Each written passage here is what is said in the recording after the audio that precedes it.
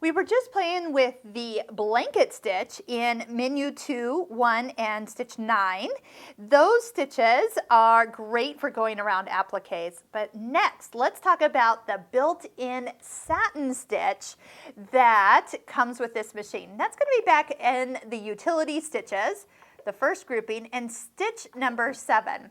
So this is more than just a zigzag. This is set up for a satin stitch, and that's going to be a zigzag that's really close together. You can see by the closeness.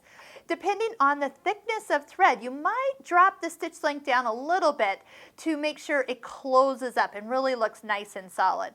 Now, one thing about the Pfaff machine I do notice is that the default stitch width is 6 millimeters wide. This is how wide it's going to stitch, and this little star is going to get way too overpowered by that width. So first thing I'm going to do is go ahead and drop it down to maybe 3, in the 3 range, maybe 3.6.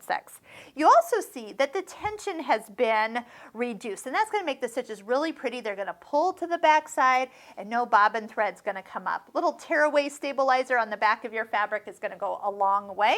Plus, we have one of my favorites is a open toe foot with the IDT. So I can see where we're going. Plus, it's got a little red line right down the middle, so I can easily place my fabric so that satin stitch nicely catches not only the applique but also the background fabric. So definitely hook yourself up with an open toe foot so you can see where you're going. They do make a metal version of this and a plastic version.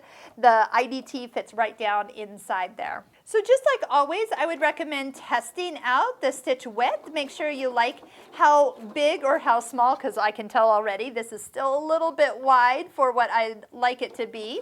And then also too, it does take a little practice to work around, say, some of the points, but just take your time as your needle stops in the down position.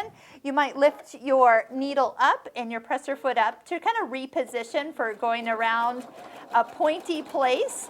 Like I said, this is not a race, so you definitely want to just take your time when you get down to a certain area, like the inside points. Tap your toe, get your needle to stop on the side you want it to stop on, and then just work your way around until all the edges are covered up. Let's take a look, since I'm already starting to stitch over my blanket stitch area.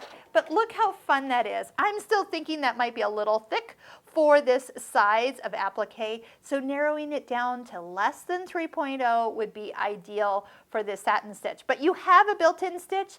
It's super easy to pick, get it adjusted for what you're going around, and you'll have the perfect result every time.